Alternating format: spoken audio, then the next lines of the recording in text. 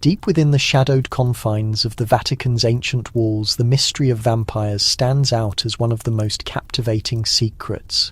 Buried beneath layers of doctrine are hints, relics, and tales revealing the Church's historic fascination with these enigmatic creatures. Tonight, we trace the footsteps left in these secret records, questioning why this ancient fear still echoes through sacred halls. If you enjoy delving into these enigmas, remember to subscribe. Now settle in, the tale is about to unfold. Within the Vatican's walls, a unique hush prevails, unlike any other. It's not mere silence, it's a heaviness, as if centuries themselves press down upon the ancient stones.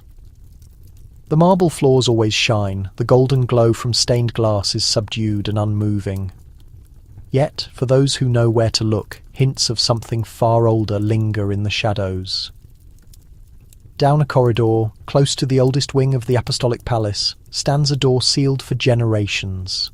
A worn plaque beside it once bore an inscription, now so faded from repeated erasure that it's illegible. The rare few who pass that way keep their gaze fixed ahead, as if unwilling to glance at the door, or perhaps afraid that something behind it might be watching them. A venerable prelate once murmured that a forgotten dread was locked within. He confided that the Church had faced many terrors over its millennia, but one, above all, had been buried so deep that almost no one remembered it was ever real. He never named it aloud, but in hushed moments when the lamps flickered low and the air turned chill, he would trace a sign on the table, a curved line, a sharp point, then another. They resembled fangs. Before there were cardinals, before bishops donned crimson, there were legends. They came from the wild east, from remote villages where candles burned not just for prayer, but for protection. These were tales of pale beings who wandered after death, who drank blood, and who recoiled from the sign of the cross. Some called them monsters. Others feared they were something even worse. Long ago, a word now barely uttered, Nosferatu, appeared in church records, once used to describe the restless dead. Most evidence was destroyed, hidden or scattered, but fragments remain, buried in the oldest vaults. Warnings in trembling Latin, pleading for Rome's intervention. Cursed villages, corpses that would not rot, vanished priests. The Church responded not with proclamations, but with silence. These were not matters for sermons, nor stories for the faithful. Over time, such accounts were dismissed, filed as folklore, forgotten by nearly all, but within the Vatican, a few never ceased their vigilance. The old terror never truly vanished, it simply sank deeper into the abyss. Tonight, we follow that silence into history, into the shadowy recesses of faith, where even the basilica's brilliance cannot reach. Let us begin. Deep beneath the Vatican, far from the bustling museums and opulent chambers, lies a place few have ever seen. The further you descend, the colder the air grows, and the walls seem to close in. Here, the oldest records are stored, not those shown to visiting scholars, nor those recited by clergy. These are silent chronicles, resting on dusty shelves behind iron bars, where the light is faint and the silence absolute. Years ago, a young archivist named Paolo worked in one such chamber. His duties were simple: tidy up, move boxes, ensure no pages were missing from the ancient files. He was forbidden to read them, but one night, after everyone had left and the upper halls were deserted, Paolo stumbled upon something for which he was unprepared. It was concealed in the lowest drawer of a locked cabinet, wrapped in brown cloth. Inside was a single envelope. The thick, yellowed paper bore the seal of a bishop, long since dead.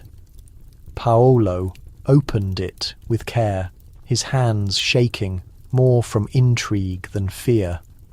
Inside were 3 folded sheets, each stained by age.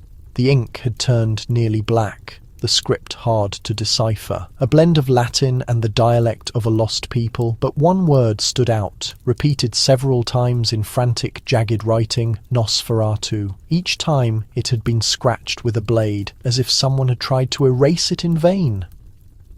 Paolo read on, and the message became clear. The letter was sent from a small monastery near the Carpathians, dated 1724. It recounted the tale of a man who died in winter, whose body refused to decay. The monks buried him. But every morning the grave was found disturbed. Soon dead animals appeared, then people, each pale, unmarked except for a tiny wound on the neck. The letter pleaded with the Vatican for aid, but at the end of the third page, the handwriting changed. A final line, shakier than the rest, as if written in darkness. "He is not dead. We were mistaken. Seal this place. Never return." There was no reply in the drawer, only silence. Paolo folded the pages and put them back. He never spoke of what he'd found, but from that day he avoided the lower archives. He claimed the air down there felt different, as if something was watching. Not all Vatican secrets are locked away. Some simply wait to be found, others whisper warnings, hoping someone will listen before it's too late. In the Vatican Library, where the air is thick with the scent of parchment and wax, Bibles older than nations are preserved. Some are handwritten, their pages turned by monks who lived before electricity or plumbing. The ink is faded, the bindings cracked, but the words endure. These books are kept not just for their beauty, but for their contents. Versions of scripture that have passed through countless hands, each leaving a trace of its era. Some of these ancient tomes hold more than verses. In the margins, in the narrow spaces between lines, notes appear. Brief messages in Latin, Greek, or even older tongues. These are called marginalia.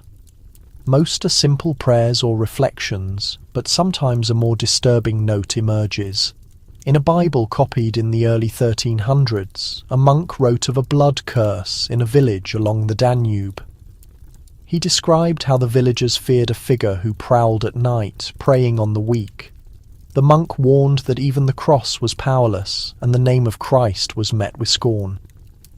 His note ended with these words: "The demon hides in flesh that will not rot." In another Bible from the 1400s, the margin of a psalm bore a strange symbol, a circle with two sharp points.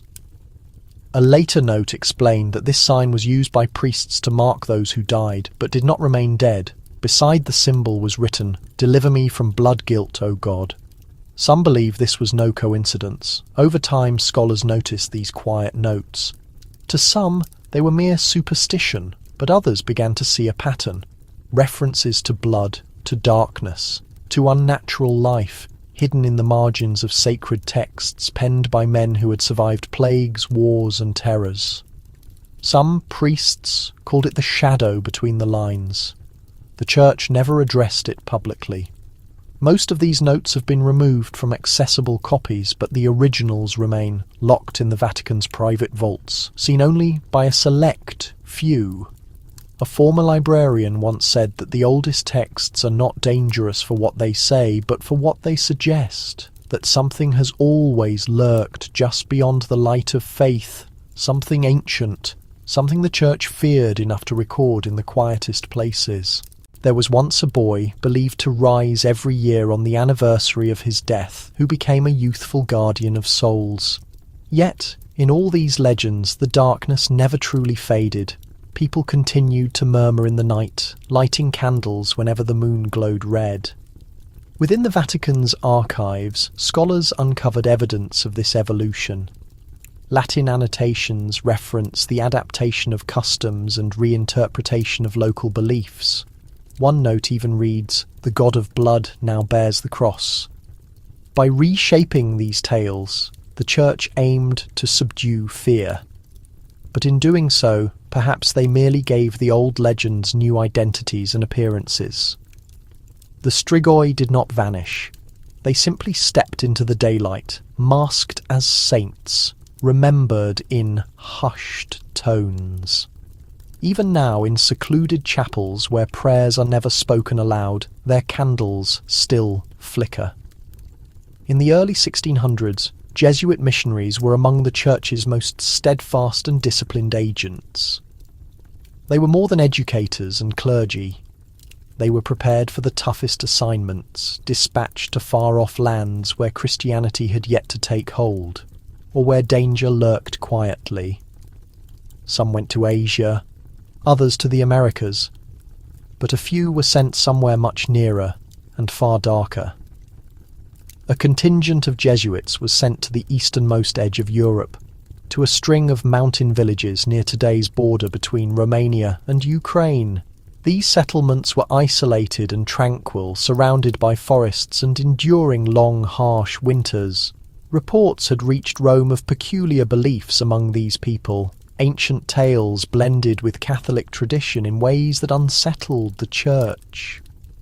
Locals spoke of night guardians, beings who wandered before dawn, seeking homes without prayers, thresholds unsalted, and lifeless bodies. They were said to be the dead, returned from their graves, moving silently among the living. Their eyes were shadowed, their silhouettes cast no light, and their presence brought a chill no fire could dispel. The Jesuits arrived with scriptures and rosaries, intent on correcting what they saw as pagan falsehoods, but the villagers did not resist. Instead, they greeted the priests with food and firewood, requested blessings, and joined in prayer. But as night descended, everything shifted. The villagers bolted their doors early and placed candles in every window. No one ventured out after dark. The perplexed Jesuits asked for an explanation. An elderly man simply replied, "Because they come when the world forgets to pray."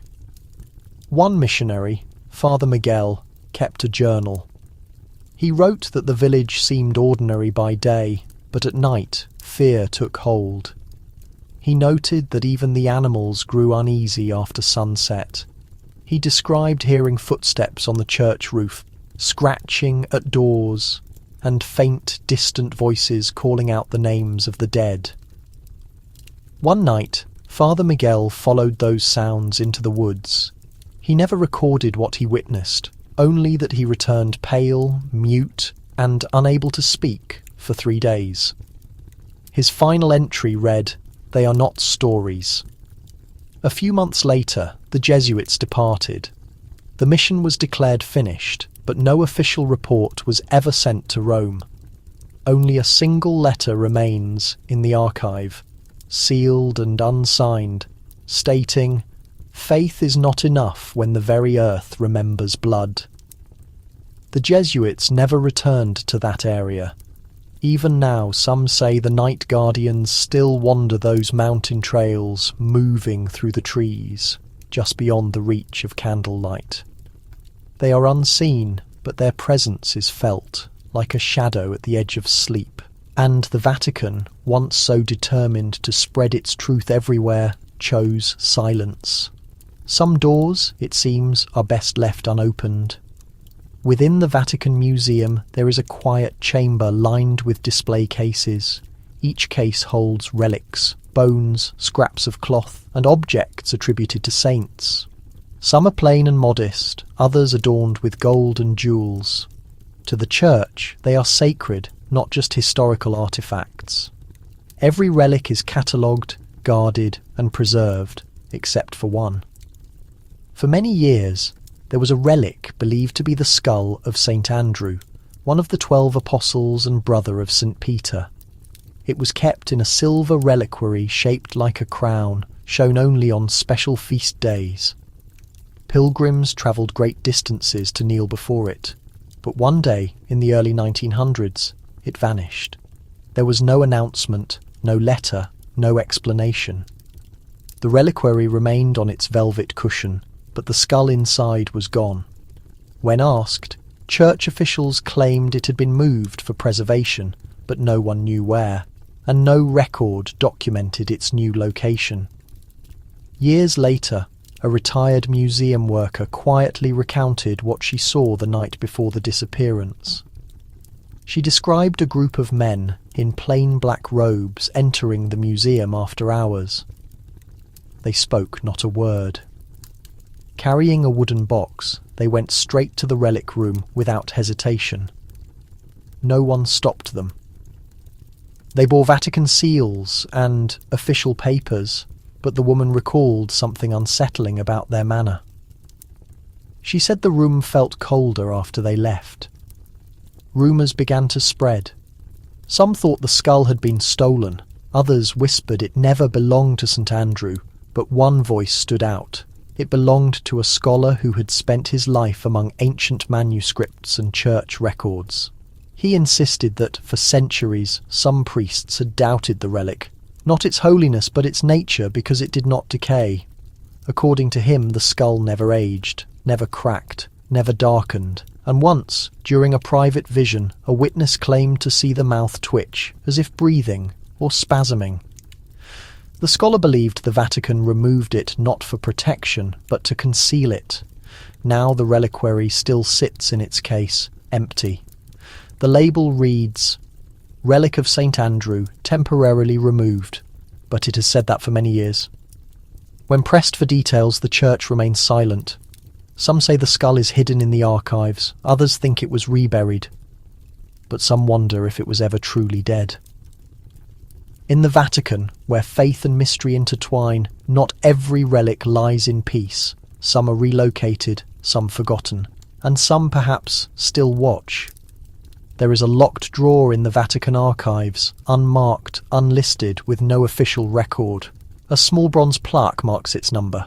Obscura 14 sits at the bottom, hidden behind old boxes and files, far from the shelves open to visiting scholars. Few know what it holds, and even fewer know why it was locked, but inside is what's known only as the Balkan file.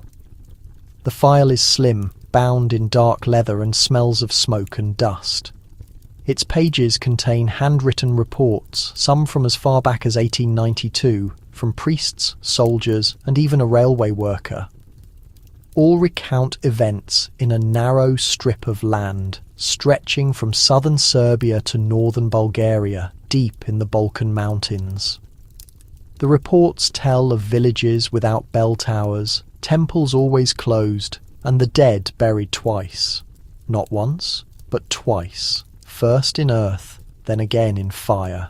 In Nut, there was never any official explanation. The mirrors were quietly removed, draped in cloth, and locked away in cellars. Today, almost no one remembers this custom.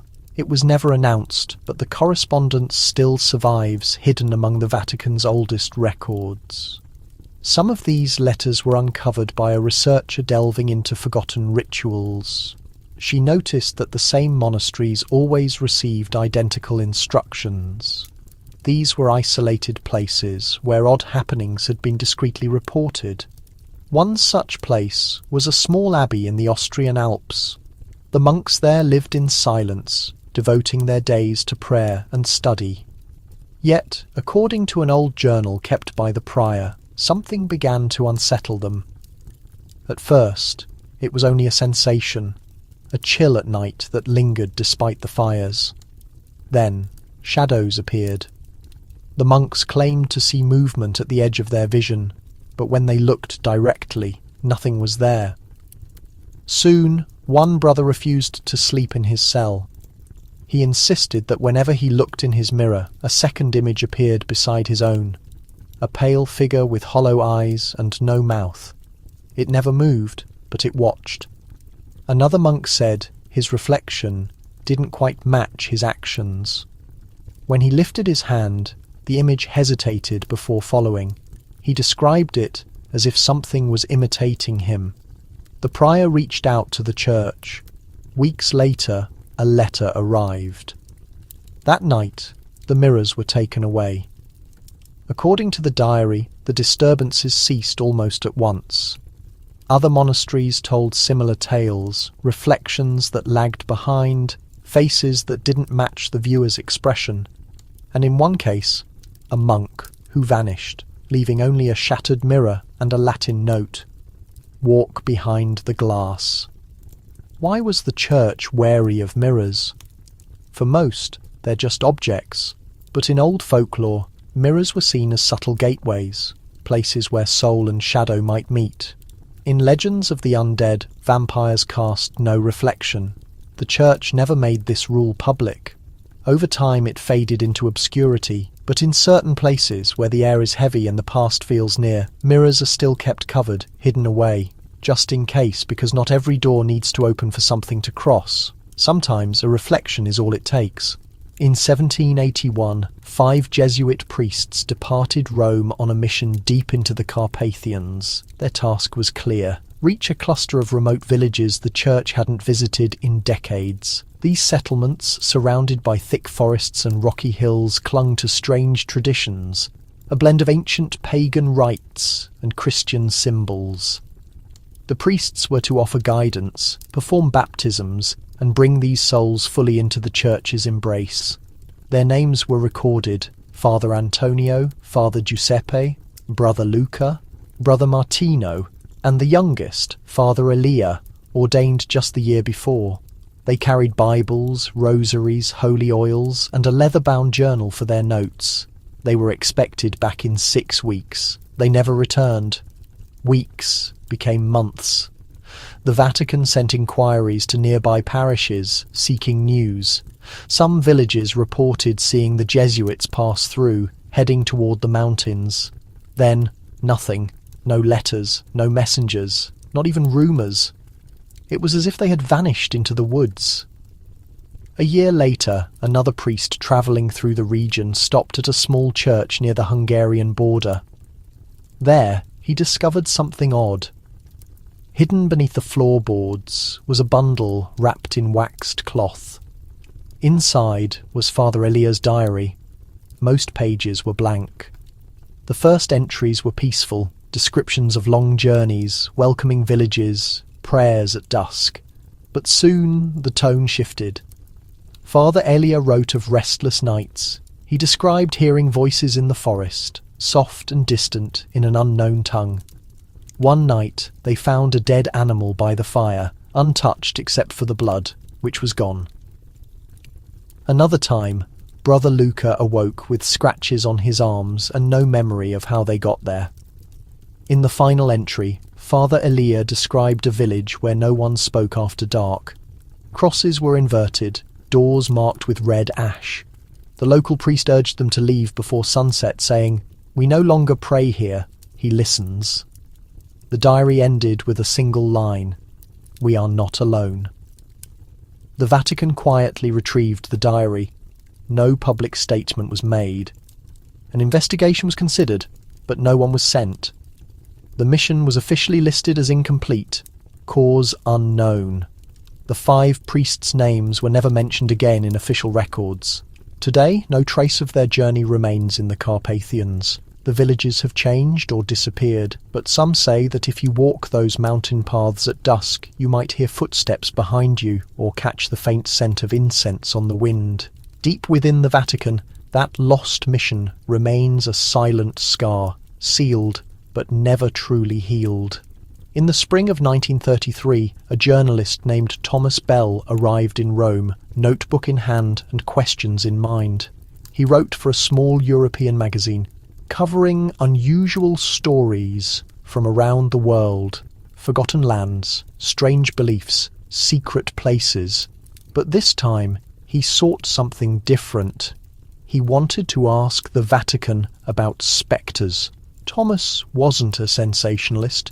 He didn't believe in ghosts or monsters, but during a visit to a convent in southern France, he'd heard something unsettling. A priest spoke of the Pale Ones, not as legend, but as memory. He claimed the Vatican once kept files on such beings. Bodies that wouldn't decay, people buried and later seen walking, rituals long abandoned. The idea haunted Thomas. He began to investigate. In old newspapers, he found traces of these stories across Europe. In war records, he found towns marked as abandoned for unnatural reasons. In a private archive, he found a cardinal's letter warning about a place called the 13th Crypt. So Thomas requested an interview. To his surprise, the Vatican agreed. He was told to report to a side entrance of the Apostolic Palace, where a Monsignor would meet him and lead him to a private room. The letter was formal, sealed with the Holy See's emblem and signed by a Father Giuliani. But when Thomas arrived, things changed. The Swiss guard checked his papers and made a quiet phone call. After a long wait, a different man appeared, not the one from the letter, dressed in black, without a name.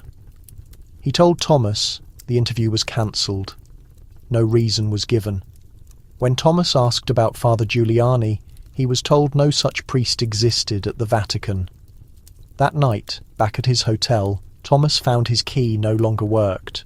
The porter said his room had been vacated, all his belongings were gone.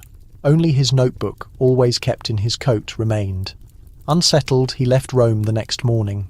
Weeks later, he wrote to his editor describing everything that had happened. He never received a reply. Years later, a researcher found Thomas's unpublished account in the magazine's archives. It had been written, but never printed. In the margin, a note read, "They told me to forget, but I can't." No one knows what Thomas Bell discovered, or who wanted it hidden. But one thing is certain, the interview was arranged, prepared, and then abruptly cancelled. Sometimes the most chilling silence is the one that follows a question no one dares answer. There's a peculiar rumour whispered among a handful of church historians. It doesn't appear in textbooks or public records, and it's never spoken aloud within Vatican walls. But for over a century, it has followed the church like a shadow. The rumour claims that one pope never decomposed. The story begins in the late 1800s, soon after the death of Pope Benedict IX, not to be confused with others of the same name. This Benedict reigned briefly, dying under mysterious and quiet circumstances. Some said he was inspired by a dream, others spoke of a strange illness that marked his final days. But the real mystery began after his burial. Normally, when a pope dies, his body is carefully prepared, blessed, and entombed beneath the Vatican. Despite the best preservation, decay eventually sets in. But when church officials checked Benedict's remains months later, they were horrified. The body was unchanged. The skin was pale but not withered. The lips still had colour. His eyes, it was whispered, looked merely closed in sleep. The rumour spread through the inner circles. One priest reportedly murmured, "He does not rest. Wait." Another, after seeing the body, refused to return to that part of the crypt. Years later, when a new group was sent to inspect the papal tombs, they found Benedict's chamber sealed behind an iron gate, with no explanation. An archivist who inquired was told, "That burial is not to be disturbed again." The legend grew stranger when an old custodian who had worked for decades beneath the basilica shared a story with a visitor. He claimed that once, while cleaning, he saw a man in white vest. Many of these customs were never officially sanctioned by the church. In the early 18th century, Jesuit schools in Eastern Europe sent a series of letters expressing concern. Teachers noticed their pupils bringing garlic into class, not to eat, but to stash beneath their desks. One Hungarian boarding school reported students refusing to sleep unless garlic was tied to their rosaries. When questioned, they confessed a fear of the pale ones whispering through the night. The church grew uneasy. While the cross was promoted, the use of garlic in sacred spaces was discouraged. In 1743, a confidential memo circulated among monasteries. Superstitious practices were to be gently phased out. Garlic, salt, and other folk remedies were to be replaced with prayer, not because they were harmful, but out of concern that such habits might draw the faithful back to pre-Christian beliefs. Yet, consensus was lacking within the church. Some clergy, especially in remote mountain regions, quietly permitted the old customs to persist. A confidential Vatican letter described a village where every home displayed both crosses and garlic garlands. The priest wrote, "Faith alone may not suffice against what lurks in the darkness. Let them use whatever they believe necessary." Today, garlic and crosses are part of vampire folklore, featured in stories and films. But in some secluded parts of Europe where the wind still howls and the nights stretch on, garlic is still placed by graves, crosses are carved into window frames, and deep in the Vatican archives documents remain that show these symbols once served not just to comfort the living, but to ward off something that feared the sacred and the pure. Beneath Vatican City, far from the marble corridors and hushed chapels, lies the Apostolic Archive. This is not a public library, but a fortified vault, protected by thick walls and locked doors, where the Church's oldest and most secret records are stored. Some are known to historians, royal correspondence, maps of vanished lands, decrees from forgotten councils. But there are also books almost no one has ever seen. One is called the Codex Umbrae, or Book of Shadows. Written in Latin and ancient Greek, it is small but thick, bound in dark leather that smells of smoke and dampness. There is no author, no date, no place of origin. Its first mention in Vatican records is simply marked "Received" from the early 1100s. Its contents are not scripture or law, but a winding tale from a time when something sinister haunted the hills of Thrace, an ancient region spanning parts of Greece, Bulgaria and Turkey. The story tells of pale beings who emerged only at night, preying first on animals, then on people.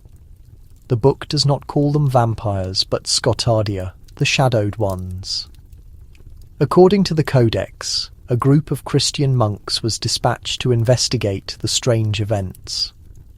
Whole villages fell silent. Bodies were found drained of blood and cold, with no signs of violence. At first, the monks suspected disease or demons, but what they encountered, the Codex claims, had flesh but no breath, could speak but not pray. The text grows cryptic from there. Some pages are damaged, others appear to be written in code. One detail is unmistakable.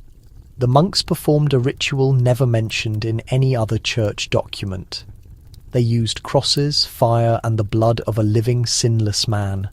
They called it the rite of binding. The final line of that section reads, "It did not destroy them, it sealed them."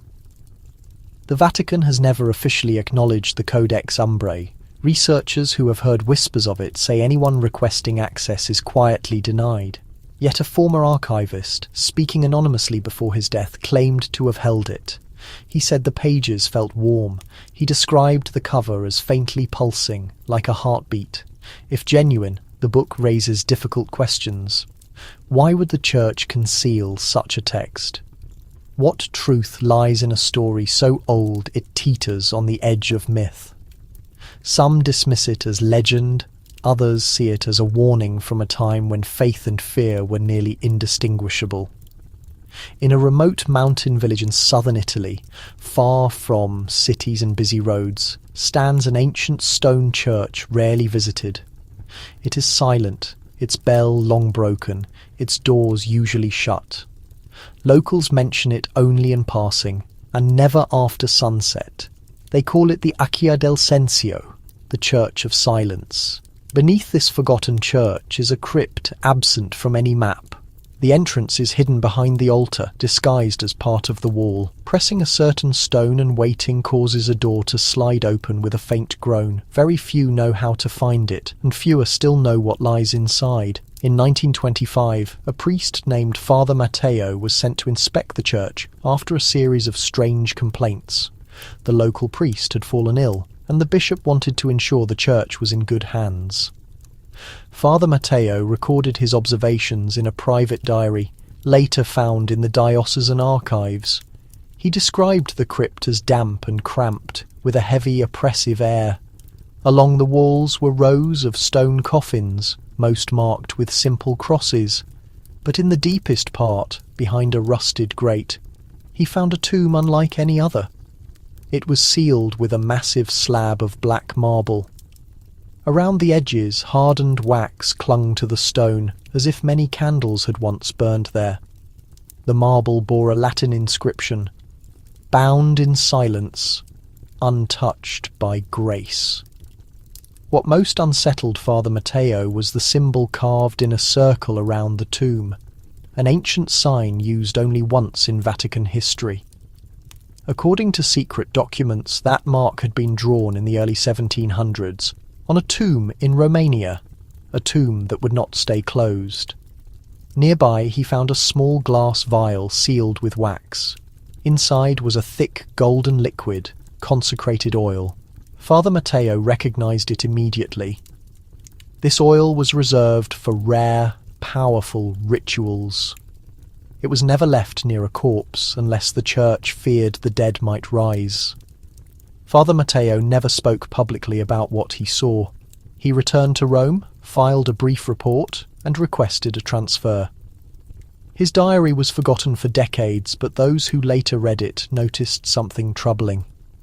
After visiting the crypt, Father Matteo never served as a priest again. The crypt beneath the so-called Church of Silence remains locked. The tomb has never been opened. No one knows who or what is buried there. But the presence of consecrated oil, the sealed grate, and the ominous warning suggest one thing. Whatever lies in that stone tomb was not buried to be honoured, but to be contained. In a locked drawer in the Vatican's map room there is a chart few have ever seen. It is not like the ornate maps showing saints' journeys or pilgrimage routes. This one is older, more severe, and marked not by cities or rivers but by silence.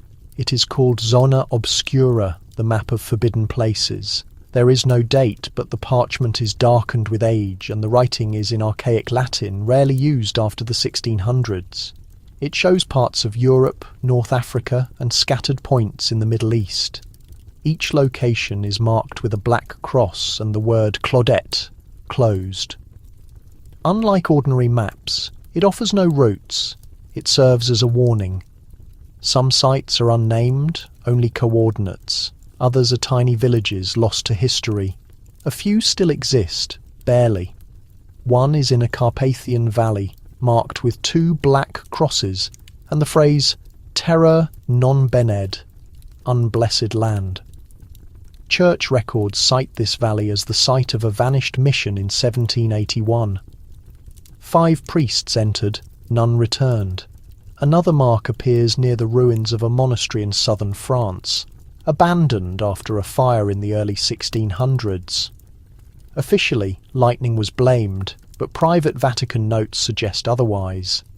In faded ink, a phrase reads, "No sign of struggle, only the blood remains." The most ominous marks are those circled in red. These circles seem to indicate special danger. One surrounds a village in northern Italy, where the church banned public mass for a decade. Another is in Transylvania, with a note, "Silence maintained since 1763." A retired archivist recalled seeing the map while cataloguing ancient Vatican documents. He said it was kept under glass, beside a sealed envelope marked B14, the initials of a pope. When asked why the map existed, he replied, "There are places where faith does not walk alone." No one knows who made the map or how the sites were chosen, but its careful preservation suggests the Vatican has not forgotten them. Perhaps these places are shunned not for what happened, but for what might still linger. The map remains hidden, rarely discussed, never displayed. Not a guide for travellers, but a warning for the curious. Some places are not lost to time, they are hidden deliberately, marked not with names, but with silence. In 1922, a priest named Father Bell, and so did his successor. This practice became an unspoken custom, never officially recorded, but discreetly handed down by personal aides to each new pontiff. The location might shift, the lamp might be replaced, but the light is always kept burning. In recent times, a Vatican archivist stumbled upon an old directive scribbled in the margin of a Swiss Guard security manual. It read, "Under no circumstances should the papal lamp be extinguished between dusk and dawn." No explanation was provided.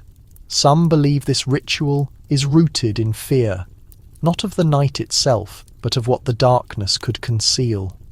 There are tales, mostly forgotten, of ghostly figures gliding through Vatican corridors after midnight, doorknobs turning with no one in sight, and recurring dreams among different popes, all featuring the same presence at the foot of their beds. Tall, silent, ever watchful. A former papal aide, who spoke only after retiring, recalled that when the lamp flickered one night, the Pope stayed awake for 3 days, clutching the Bible to his chest and praying without pause. The Vatican has never clarified the reason for this tradition. They claim it's merely symbolic, a reminder of Christ's light in the darkness. Yet perhaps in those hushed chambers, the light serves not just as comfort, but as a signal or a warning.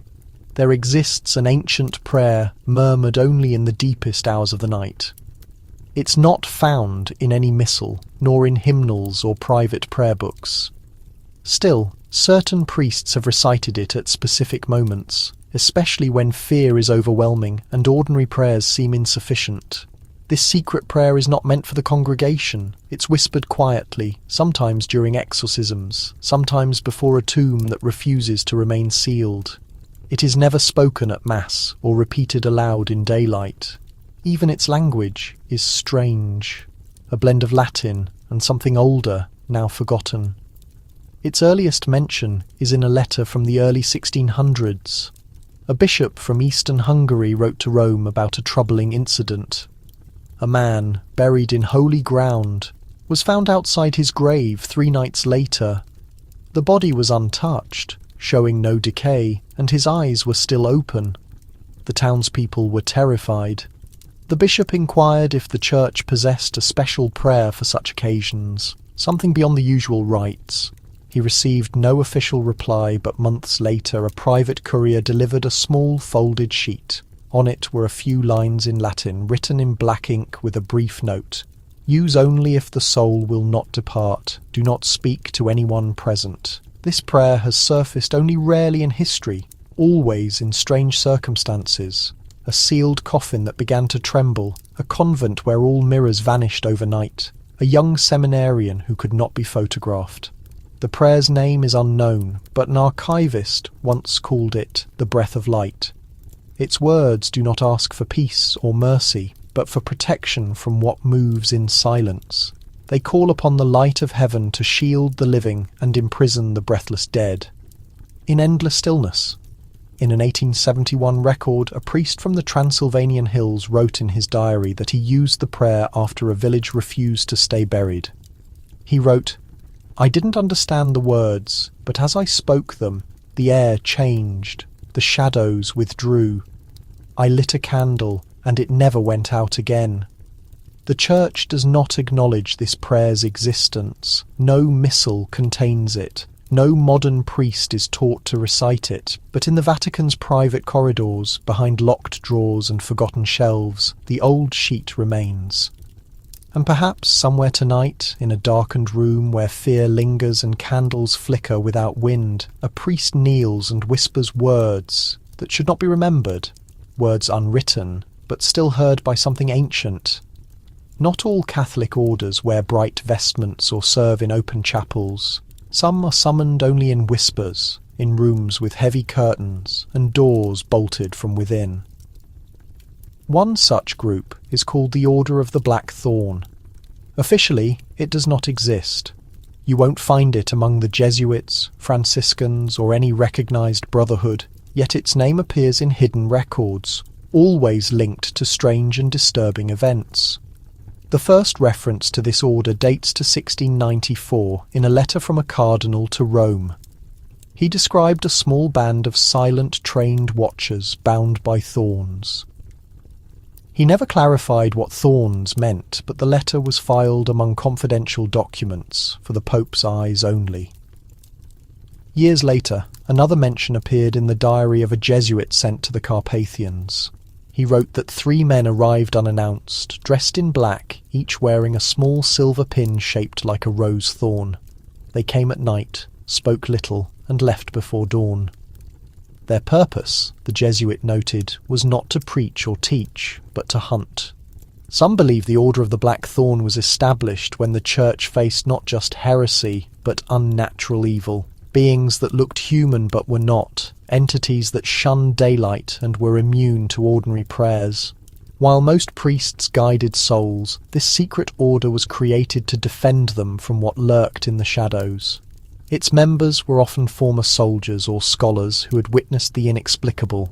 They took no public vows, lived in isolation, or moved between monasteries under assumed names. When reports came of villages where blood was found without wounds, or corpses that would not decay, they were dispatched in silence. A Vatican archive document, labelled only as Dark Case 11, tells of a chapel closed in 1752. It said the last person seen entering was a man in black with a silver pin. The next day the doors were sealed with holy oil, and Mass was never held there again. Over time, rumours of the order faded. By the late 1800s, many thought it had vanished, but in 1931, while cleaning a small Vatican storeroom, a wooden chest was discovered. Inside were 3 black robes, a rusted dagger shaped like a cross, and a handwritten Latin note. The message ended: the thorns protect the rose. The light must be guarded. No further explanation was given. The chest was moved to a sealed archive. Whether the Order of the Black Thorn ever truly existed, or still does, remains uncertain. Yet in certain shadowy corners of the church, where ancient fears still echo among the stones, the thorn-shaped pin endures as a symbol, not just of faith, but of silent vigilance, of peril, and of those who descend into darkness so others may sleep in peace. In the heart of Vatican City, among gardens and historic halls, there is a patch of land left untouched. No statue stands there, no flowers bloom. It is kept clean, but empty, as if awaiting something that never came. Most visitors pass by without noticing, but the older priests know its name. They whisper, "The unblessed place." In 1786, plans were drawn for a new chapel on that very spot.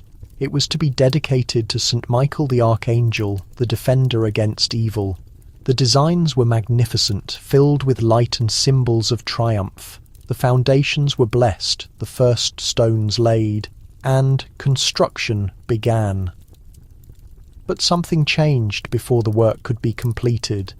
A diary from the chief architect found years later described an unsettling feeling at the site. He wrote that tools vanished overnight. Stones were inexplicably broken, and workers refused to return after dark. Some claimed to hear faint voices from beneath the ground. Others said their dreams were haunted by shadows wandering the halls before the chapel was even built. One morning the foreman discovered that all the crosses carved into the stone had been scraped away during the night. No guard saw anything. The site was shut down. A private inquiry was held. No official report survives, but a letter from a cardinal to the Pope, marked urgent, simply states, "The visions persist. It is not the place." The building was never finished, the stones quietly removed, and no new project was ever approved for that land. A single olive tree was planted, but it withered within a week. Since then, the area remains as it is, open, watched, but unnamed. Some researchers have tried to uncover the reasons for the project's abandonment. Some recall legends of an ancient Roman temple buried beneath the site, a place of blood sacrifices long before Christianity arrived. Others think the church discovered something during the excavation that it chose not to reveal. In a rare interview, a former Vatican gardener said he was instructed never to cross that ground. He remembered his supervisor's warning, that land is not ours. Let it be. Even today, the Vatican omits that spot from public maps. Guidebooks ignore it. Yet at night, the area is lit by a single lamp, always burning, though no one tends it. The chapel of St. Michael was meant to be a place of strength and light, but something in that soil would not allow it.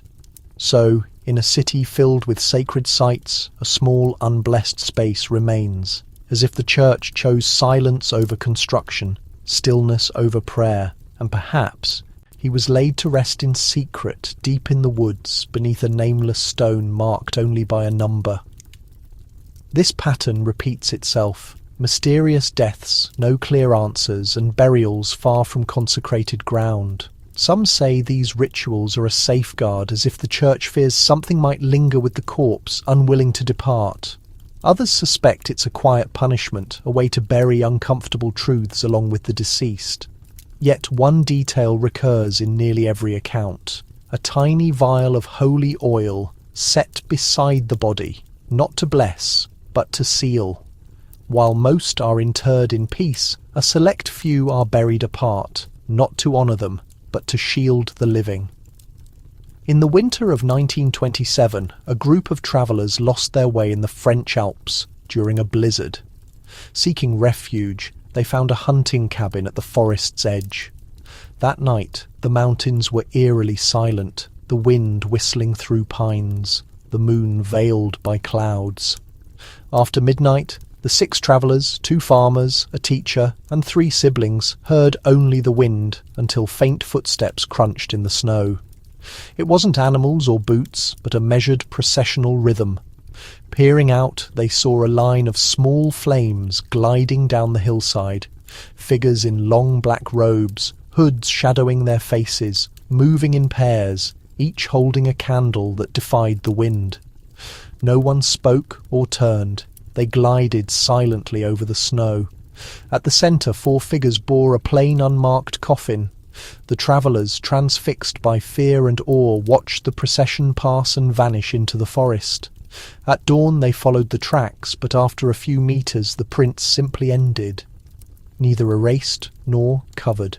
Just gone, as if the group had dissolved into the air. When they reached the nearest village, they recounted everything to the priest, who listened in silence and then pleaded with them never to mention it again. One sibling refused to stay silent, writing a detailed letter to the bishop. That letter now rests in a Vatican file labelled Dark Case 17. Years later, a Vatican scholar revisited the case and found a nearly identical event in a monastic diary from 1143, also in the Alps, also in winter, also a silent procession with an unmarked coffin. No one knows who those figures were or what they were doing. Some believe it was an ancient ritual hidden from the church to bury something or someone far from sacred ground. Others think the procession was not of the living. Whatever the truth, the travellers never forgot. When one, now elderly, was asked about it, he said, "Dreams don't leave tracks in the snow." In Avignon at the end of the 15th century there was a child who never seemed to age. His skin was waxy pale, his eyes a deep grey, his voice barely a whisper. Locals called him Quiet Lagasson. He lived by the old Roman walls with an elderly couple who claimed to have found him one snowy morning on their doorstep. At first they thought he was ill. He ate almost nothing, just a little broth or water, but as years passed he remained unchanged. The church took notice when the local priest visited. He wrote that the child's presence made candles flicker and the air chill, even without a breeze. During blessings, the child avoided the crucifix. When given communion, he held it in his mouth but never swallowed. No animal would approach him. The family dog barked, birds avoided the house, cats vanished. One morning, the couple found him barefoot in the icy garden before dawn, unmoving, unshivering. When they tried to bring him inside, he growled, revealing teeth too sharp for a child. From then on, the couple locked their doors at night and wrote to the bishop.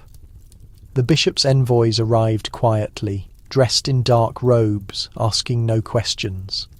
They spoke with the couple, inspected the house, and finally met the child. What happened is undocumented, but afterward the child was taken to a nearby monastery for observation. He stayed 3 nights. On the 4th morning his bed was empty. The doors were locked, the windows sealed, yet he was gone. The sheets were stained red, and carved into the headboard were the words, "Non moria," I do not die. Vatican investigators arrived, but the records were sealed. Only 2 faded pages remain, filled with notes. The subject does not rest. Avoid mirrors, keep prayers silent. After that, the child was never seen again in Avignon. The couple moved away, the house fell to ruin, and later burned for unknown reasons. Some say the child still wanders Avignon at dawn, unchanged. Others believe the church hid the truth, too fearful to admit what it had witnessed. Yet sometimes, just before sunrise, an old man in Avignon still leaves a bowl of water on his doorstep, in case the pale child returns. In the shadowy forests of Transylvania, long before tales of the undead, there stood a small stone church dedicated to a forgotten saint, Saint Listar of the Clujes, protector of the sick and fearful. Travellers lit candles at his shrine. Villagers whispered his name during storms and plagues. Today he is erased from memory. No feasts, no statues, no mention, as if the church wiped him from history. The only surviving record is a handwritten book in a Hungarian monastery penned by Friar Martino, who visited Cluj in 1184. He described a chapel with vibrant stained glass depicting a tall figure with a lantern, guiding people at night. Villagers said Saint Listar arrived during a plague, never fell ill, and could heal with a touch or predict who would survive. He was quiet, never seemed to sleep. What unsettled Friar Martino was the villagers' reluctance to discuss the saint's death. Some looked away. One crossed himself and said only that Listat was not buried in the church. Later, Martino visited the shrine and found no relics, only a stone with a strange symbol, neither cross nor holy sign. That night, he dreamed of a gentle voice calling from the forest, asking to be remembered. In the morning, the chapel doors stood open. The church never canonized Saint Listat. 10 years after Martino's visit, all traces of him were erased. The chapel dismantled, icons burned, his name forbidden. A bishop's letter reads, "This one does not belong in the calendar of the blessed, erase him for safety." The reasons are lost. Some say he was never a true saint, that the church discovered something unnatural. Others think he was too close to local beliefs, more spirit than man. Even now, in the woods where the chapel stood, the air is colder, and sometimes, just before dawn, a faint lantern glimmers among the trees, carried by one once honoured, now forgotten. In Rome, spring 1856 brought an inexplicable event. For 3 days and nights the city's bells fell silent. Not a single church rang its bronze, not even St. Peter's great bell. Silence blanketed the city, heavy and suffocating. At first people blamed mechanical failure or weather, but the skies were clear, the air still. No priest rang the bells, and when they tried, the ropes moved but the bells made no sound.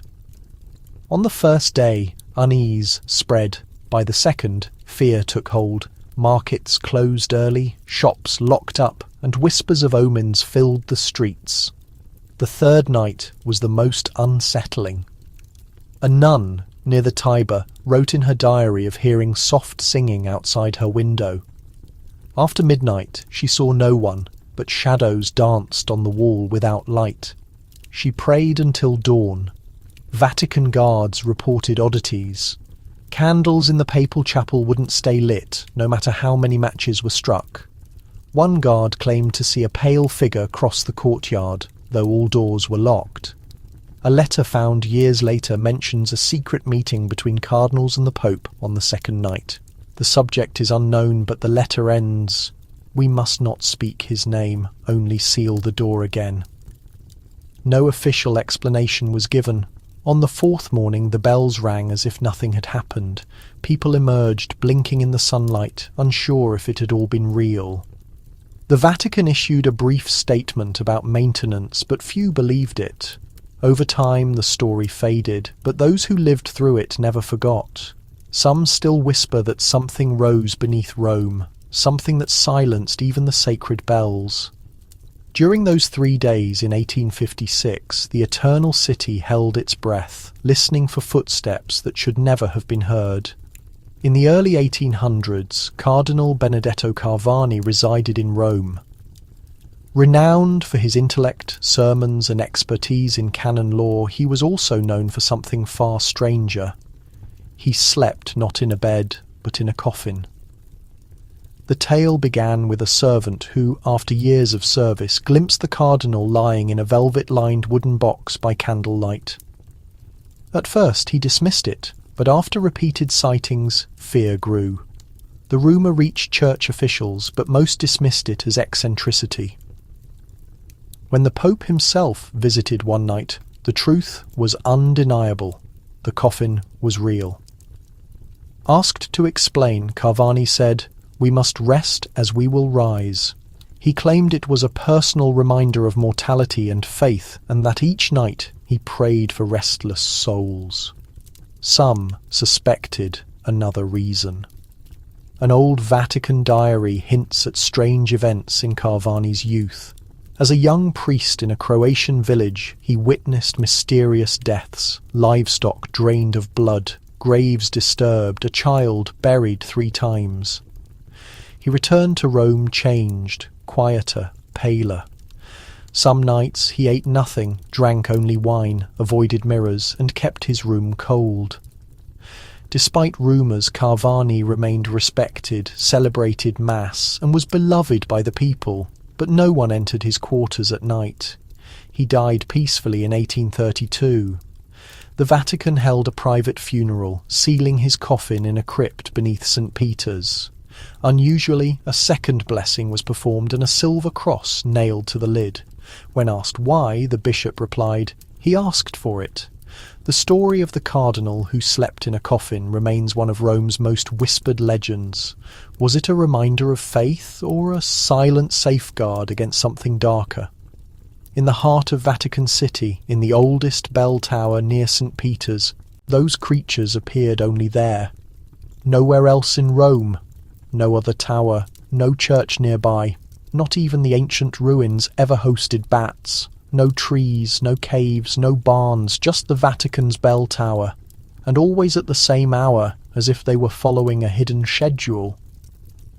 At first, the church ignored it.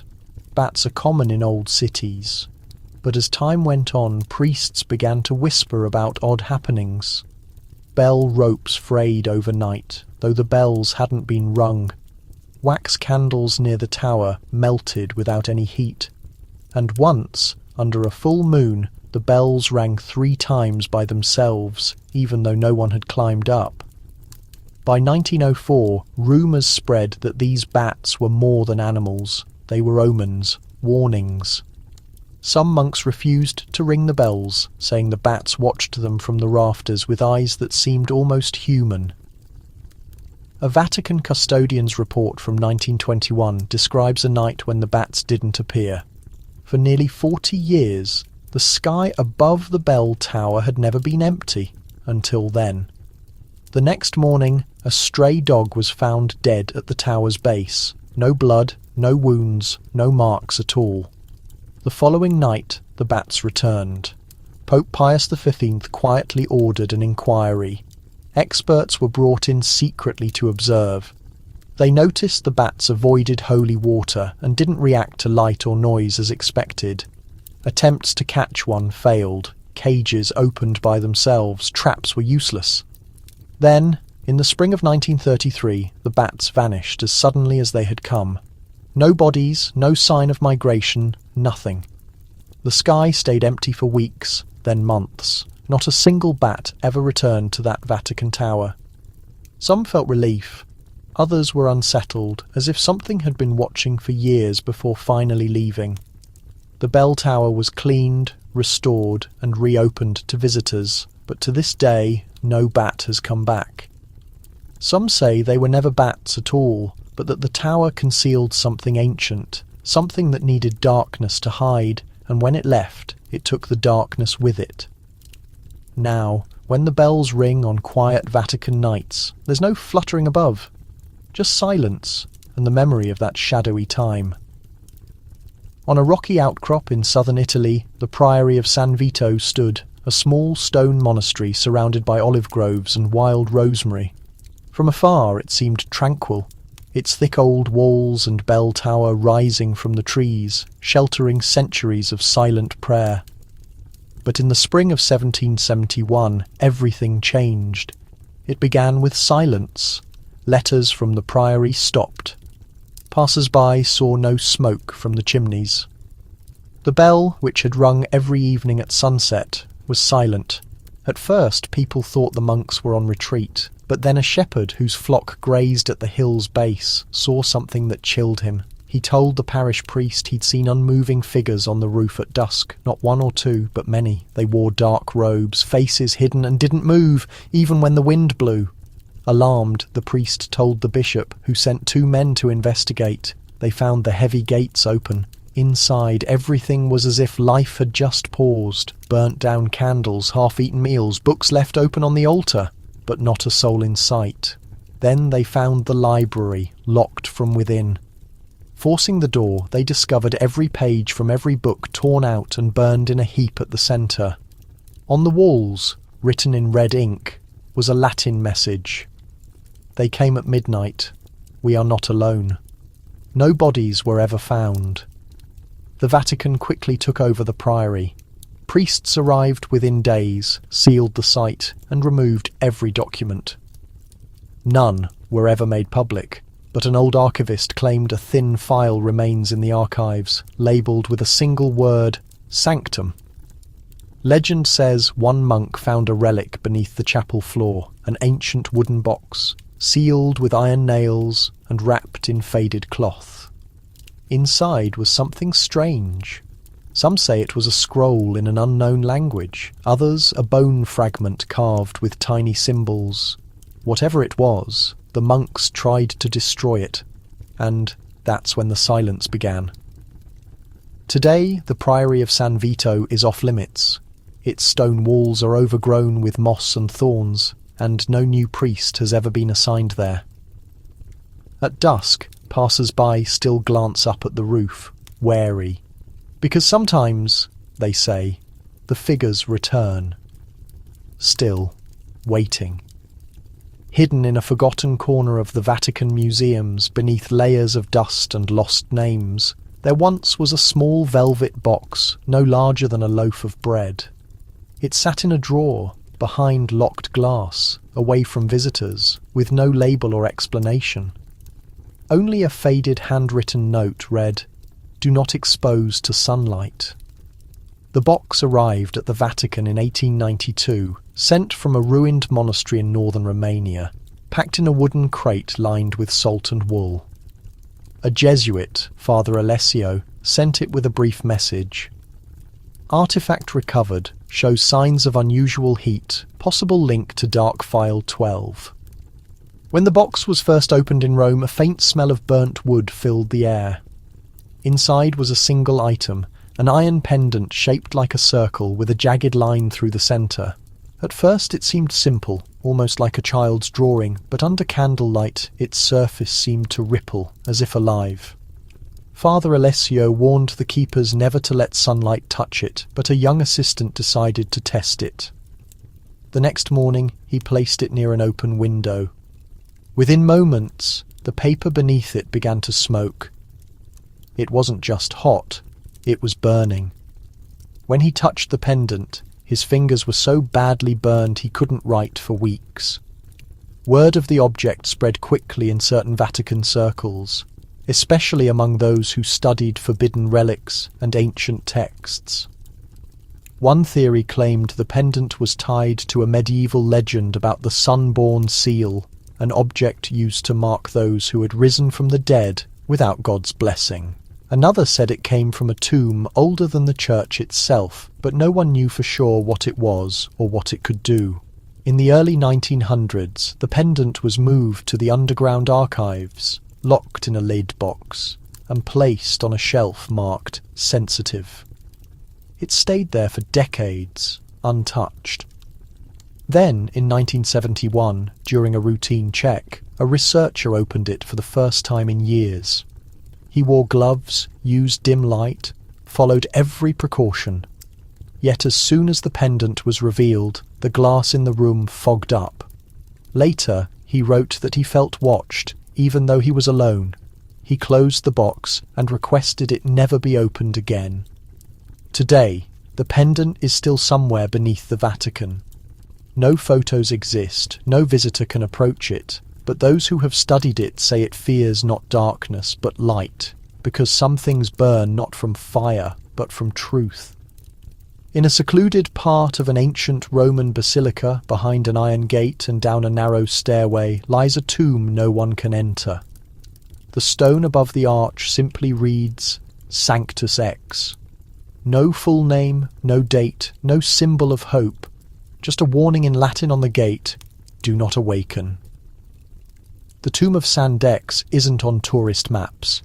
Even many priests don't know it exists, but those who work deep within the Vatican's sacred spaces have heard his name whispered, often followed by silence or the sign of the cross.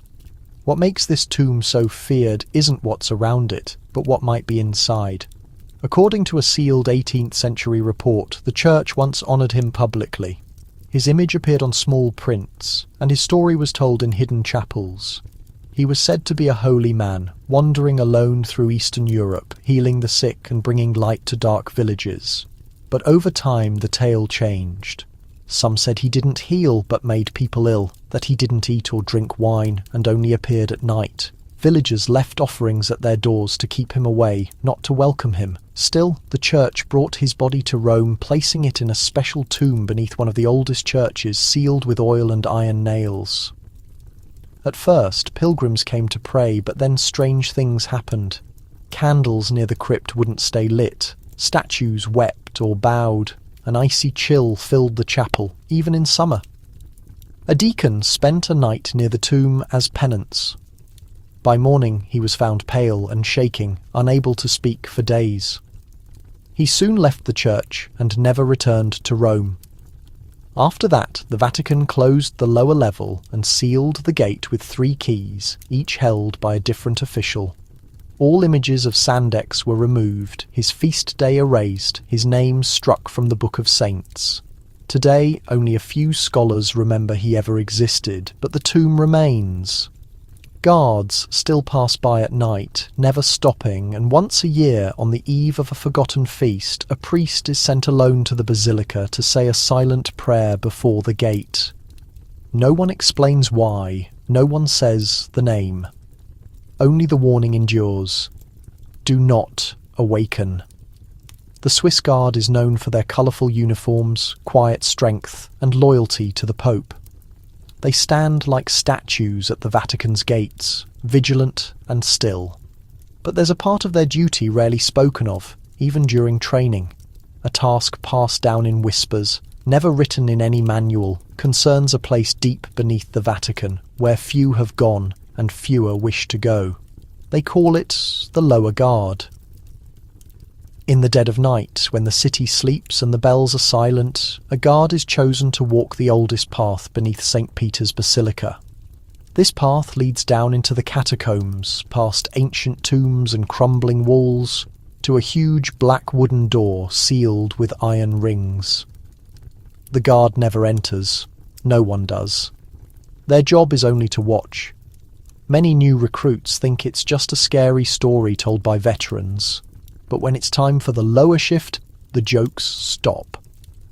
Standing before that door, they realise something is off. The air is always icy, no matter the season. The beam from their flashlight seems to fade right there. Some say they hear muffled whispers behind the wall, in a language no one knows. A retired guard once said he saw the door move, as if something inside shifted in its sleep. The Vatican has never revealed what's behind it. Some think it. What truly unsettled the church wasn't the content of the letter, but the substance used to write it. Later tests revealed it wasn't ink, but dried blood. Some experts dismissed it as a prank designed to frighten, but others harboured doubts. The details echoed old Eastern European myths, tales of Strigoi, Nosferatu, the Pale Ones, stories the church had long tried to suppress. The letter received no reply. It was locked away in a sealed compartment within the Apostolic Archive. It was catalogued as an unusual piece of correspondence. Only a handful have read it since, but the drawer remains shut, the black seal still intact on a piece of waxed cloth. Even now, centuries later, the church refuses to discuss it. Some believe the author still roams the world.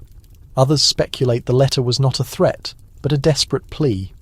A final appeal from something that was once human, seeking help, forgiveness, or release. Beneath the Vatican lies the Apostolic Archive, a labyrinth of ancient manuscripts, secret letters, and forgotten files. Long stone corridors descend deep underground, lined with heavy, locked and numbered doors. Most visitors, even the most trusted scholars, see only a fraction. Yet among the senior guardians and librarians, there's a legend about a door that appears on no map. A door without a number, or rather, with a number few dare to utter, 13. It's said to be at the end of a narrow passage, hidden behind a false wall. To reach it, one must descend 13 steps from the main archive and pass through a gate that is almost always locked. Those who have glimpsed it describe a door blackened by age, its wood warped, hinges thick with rust. No inscription, no lock, only a number carved in stone, 13. What lies beyond remains unknown. One tale recounts how a young archivist named Matteo discovered it in 1938. While sorting old maps, he noticed a draft from a wall that should have been solid. Pushing on it, he revealed a hidden staircase. He descended and found the door. Driven by curiosity, he reached out, but the moment his fingers touched the wood, he collapsed. When found, he was alive, but trembling and mute. He left the Vatican soon after and was never seen again. Over the years, others have searched for the door. Some find nothing. Others claim to see it briefly, only for it to vanish like a mirage. A guard once swore the door existed but lacked a handle. He reported hearing faint, deliberate knocking from the other side, 3 slow taps. But when he opened his eyes, the corridor was empty. The church has never acknowledged the door's existence. No official records mention a 13th door, and archive maps skip from 12 to 14. Why? In ancient times, 13 was considered unlucky. In early Christian lore, it was associated with betrayal, suffering, and things best left hidden. Perhaps the door was sealed long ago to imprison something, or to keep others out. A voice from the last century claims the door was last opened during World War II, when a cardinal ordered a secret inspection. The report was destroyed and the cardinal resigned soon after, citing health issues. Today, the 13th door is just a rumour among those who wander the Vatican's deepest corridors. It appears on no plans, is never mentioned in meetings, but some say that in the dead of night, in the lowest rooms, you can sense its presence, waiting. Within Vatican City's walls, there is also a small guest house reserved for visiting clergy and trusted scholars. Modest and unadorned, its rooms are tidy and peaceful, with small beds, wooden desks, and tall windows that let in Rome's gentle light. Each room is numbered, 1 through 10. But guests soon notice something odd. Room 7 is always vacant. Its door remains closed, the lights never switched on. Staff pass it by in silence. No name appears on the room's register. If asked, they simply say room 7 is unavailable, though it wasn't always so. In the spring of 1959, a French bishop named Henri Marant stayed at the guest house. He was a frequent visitor, usually assigned room 3, but this time only room 7 was free. He accepted the key. At first, nothing seemed out of the ordinary. The room was small but orderly, with a crucifix on the wall and a Bible on the nightstand. The bishop left his luggage and attended evening mass, but by morning, something had changed. At breakfast, he appeared pale and withdrawn, barely touching his food. When asked about his sleep, he only nodded. That night, he returned to his room and locked the door. By morning, he had vanished. His belongings remained. The bed was untouched, his shoes neatly placed, but the bishop was gone. No one saw him leave or heard a sound.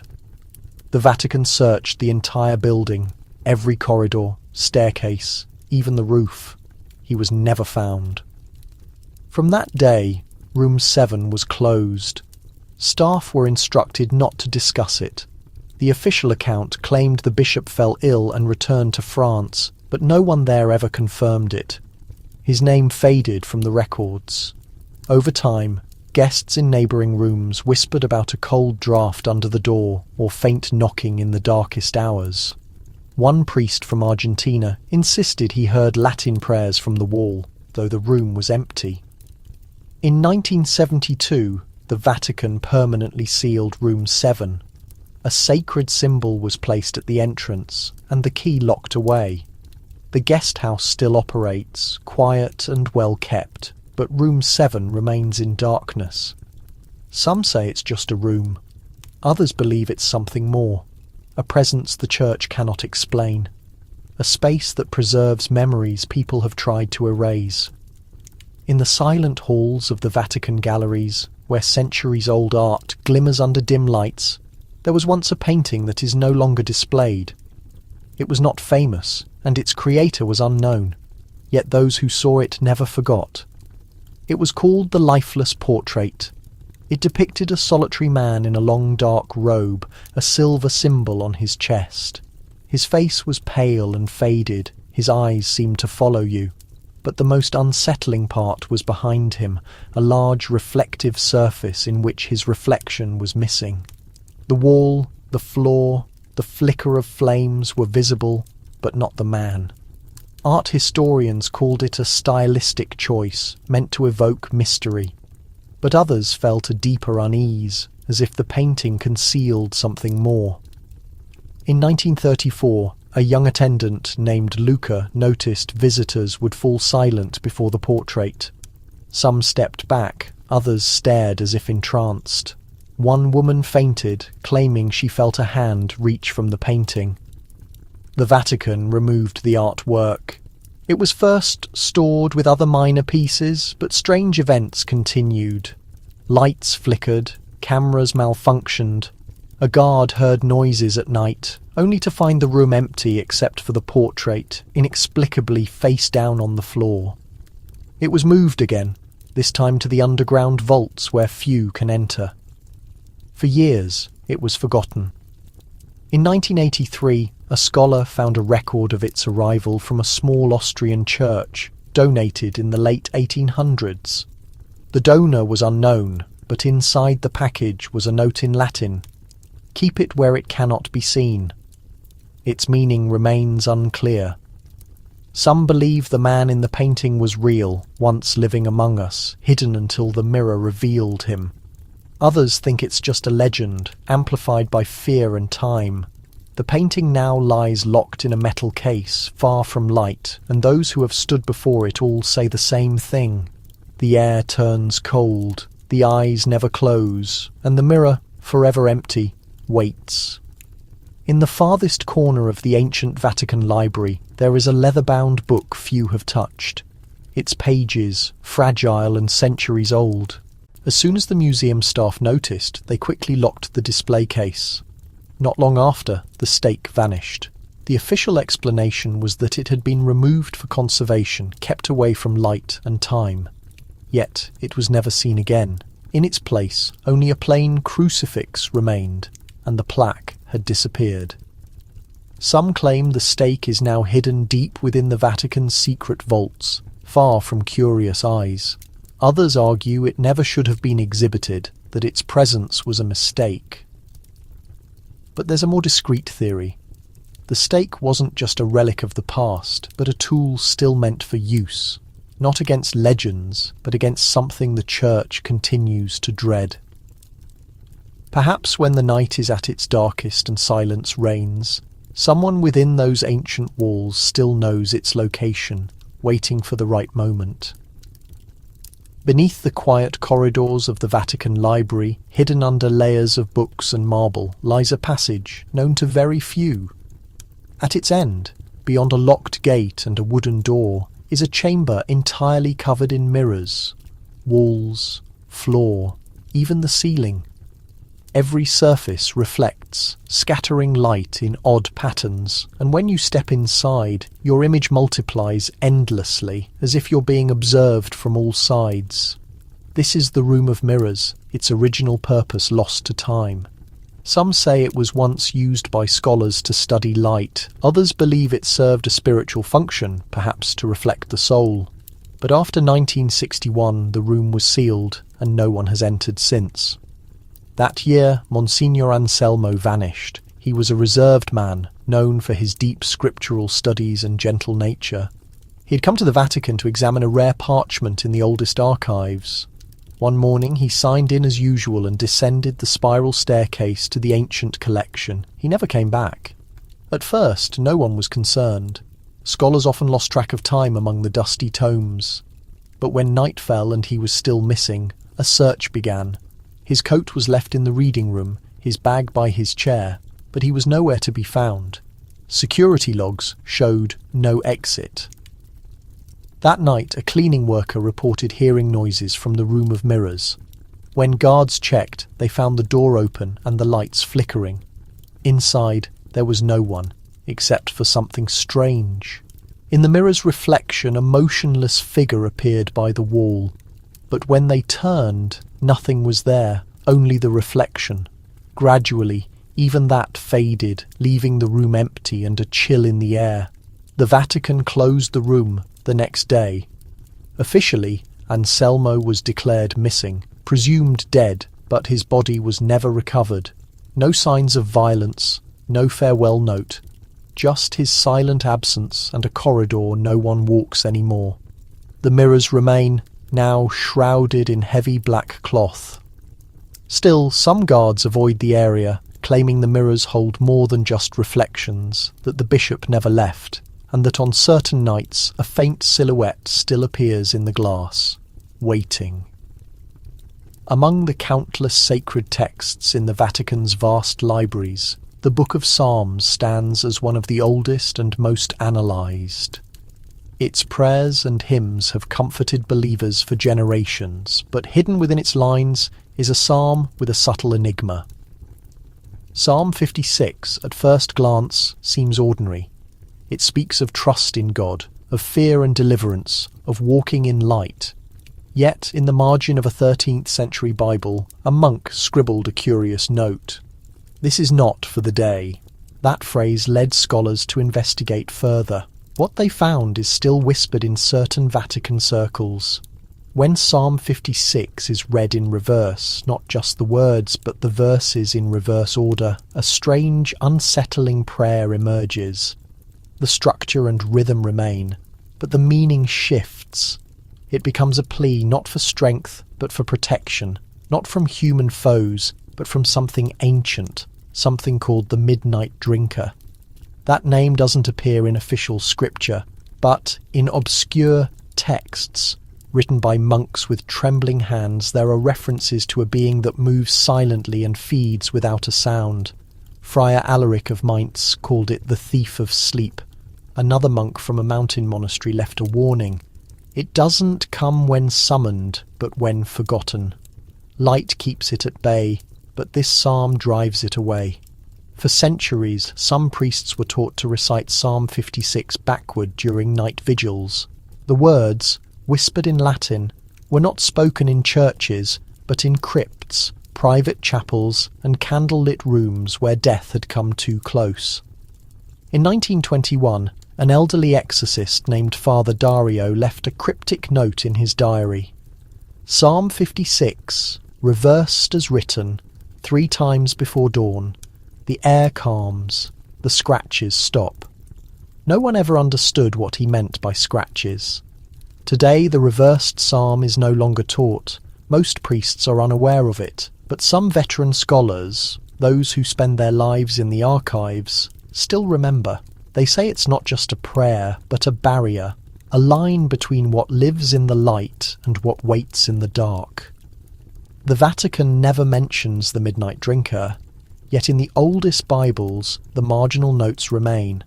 A candle, a soft voice, Psalm 56 in reverse, just in case something listens to your breath as you sleep.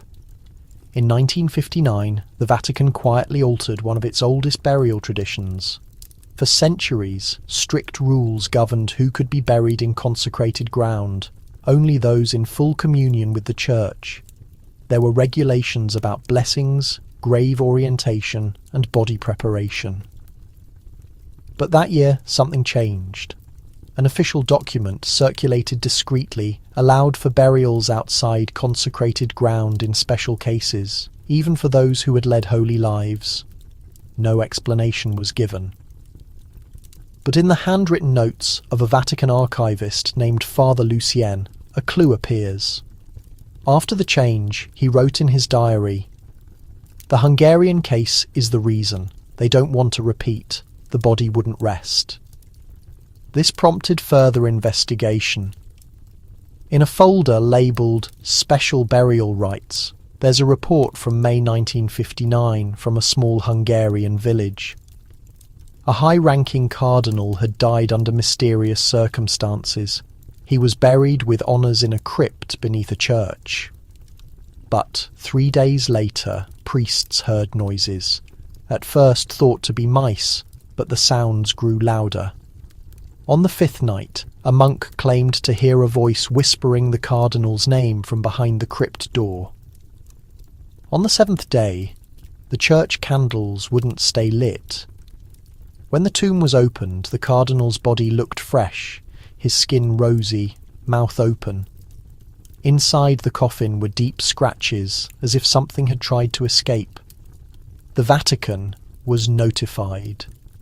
Within a week, a team from Rome arrived. They performed a rite not found in any modern manual. The body was moved and reburied outside the village. The following day, Father Malik had vanished. The girl was missing as well. The room was left charred, as if scorched by flames, yet nothing had actually burned. Only the camera remained, its film unspooled but intact. When it was returned to Rome, it was locked away in the archives. A plain label was attached. "Do not look." The assistant was interrogated but never prosecuted. He withdrew into silence, never mentioning that night again.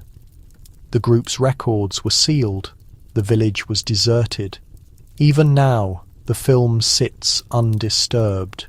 Whether anyone has ever watched it is unknown, but deep within the Vatican's labyrinthine archives, that warning label is enough to deter even the boldest hands, because some realities are not meant to be witnessed, not even on celluloid. In a secluded section of the Vatican's vaults, behind rows of ancient urns and relics lost to memory, there is a glass vessel sealed with wax. Inside is a transparent liquid, undisturbed for decades.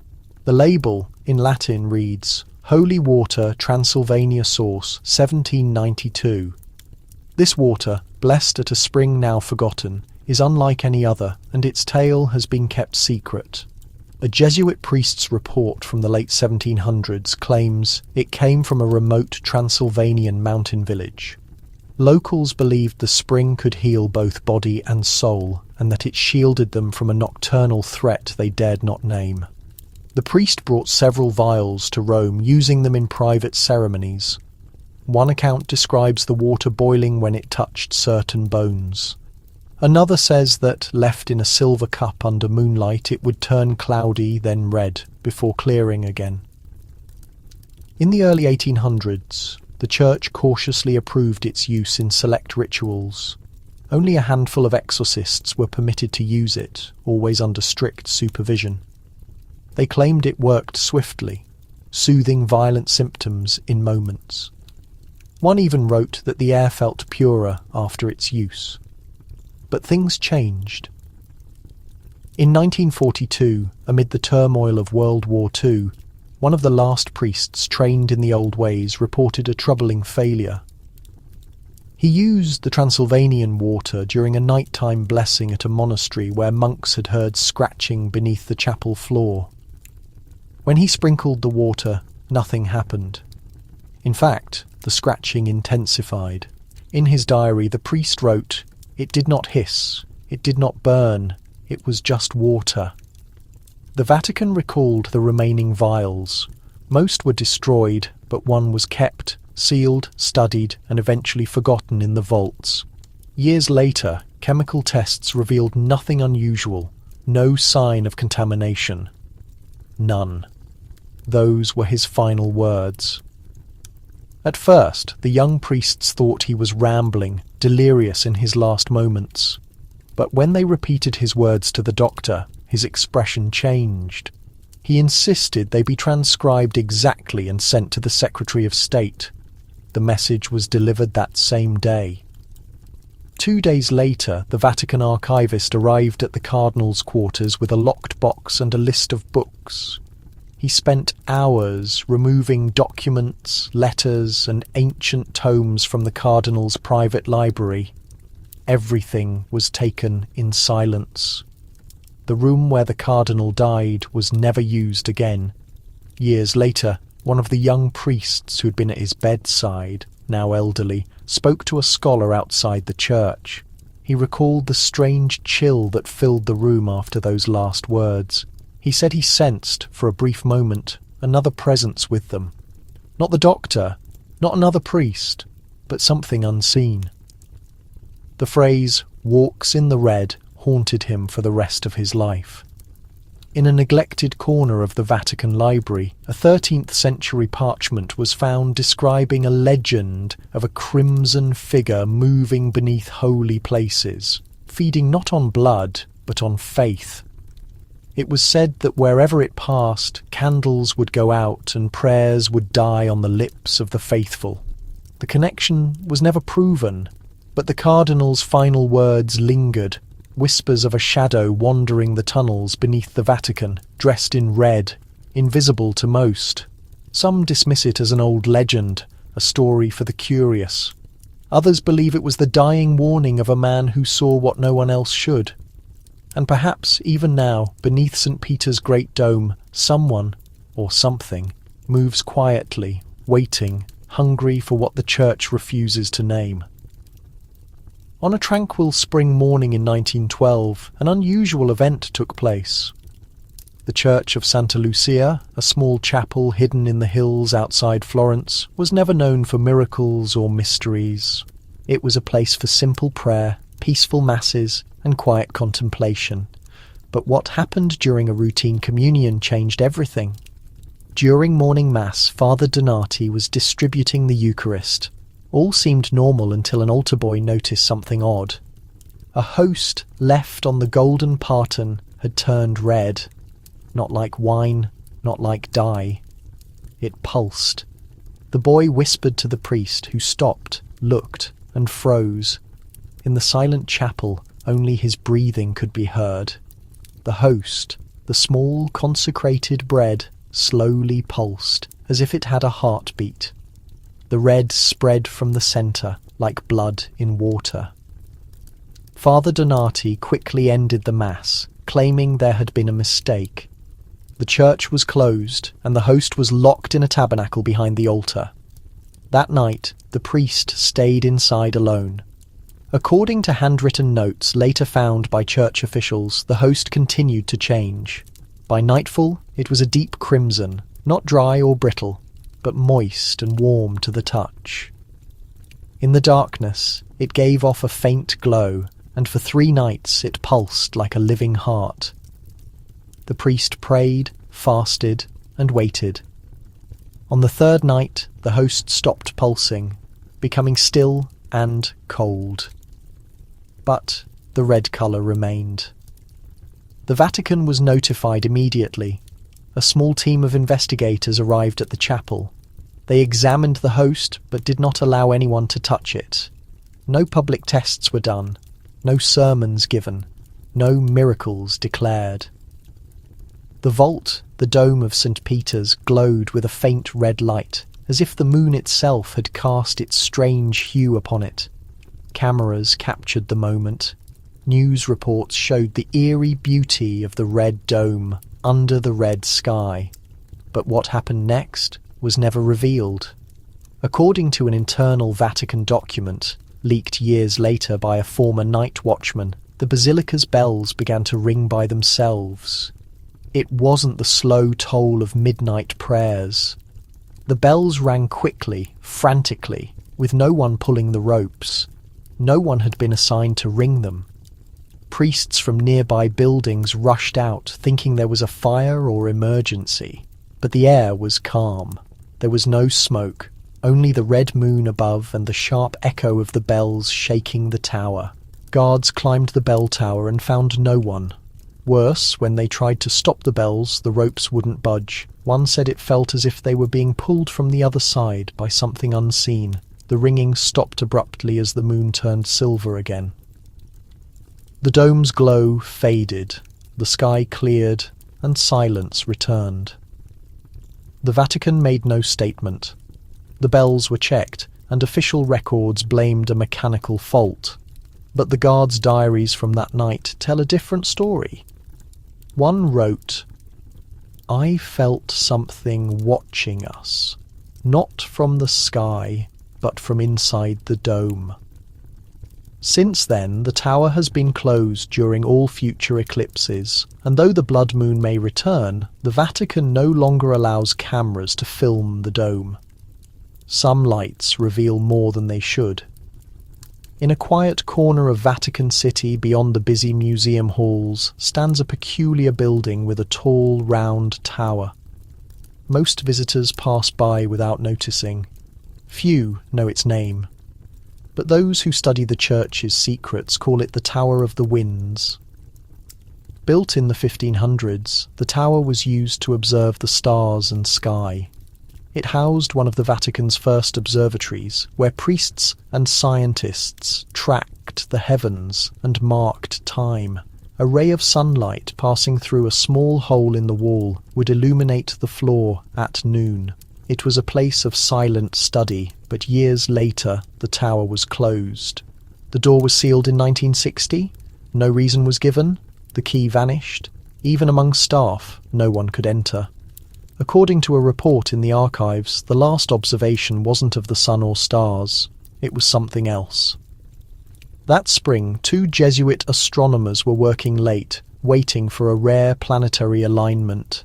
At 3:12 a.m., one looked through the telescope and froze. The other, curious, looked too. Both saw it. On the horizon, beside the moon's outline, was a figure. Not a star, not a shadow. A dark, unmoving shape, disturbingly defined. It didn't move with the sky. It stayed fixed, as if staring back. The telescope was clean and working. They tried another. The same shape appeared. Then the towers, it's ancient, fragile, and sealed with a faded red stamp. There's no name, no catalogue number, just 3 Latin words on the cover, Causa de Missa. Some refer to it as the Vatican's final vampire dossier. It surfaced by accident in the early 1990s, discovered by a young archivist during his training. His assignment was to clean and restore boxes that hadn't been touched in decades. Most contained only dust, old correspondence, and forgotten paperwork, but one small envelope stood out. It was crafted from coarse paper, stained on one side as if something dark had spilled there long ago. There were no stamps or postal marks. Inside, he found a folded letter and a photograph, both of which unsettled him deeply. The letter, written in Latin and dated November 10th, 1928, detailed a covert inquiry commissioned by an unnamed bishop into mysterious deaths at a church in Hungary. The deceased were discovered pale with no visible injuries, and each had been interred twice, first in the graveyard, then in a secret location after they inexplicably reappeared. The report was brief, no identities, no resolution. At the bottom, in red ink, was a single line. Causa de Missa. No further investigation authorised. The photograph was even more disturbing. It depicted a man in clerical attire at the edge of a forest. His skin was pallid, his gaze averted from the camera, but the most striking feature was the shadow behind him. It didn't match his form. The shadow was elongated, thinner, and its head was oddly shaped, flattened, with a pointed section where the mouth should be. On the back of the photo were the initials BU Index.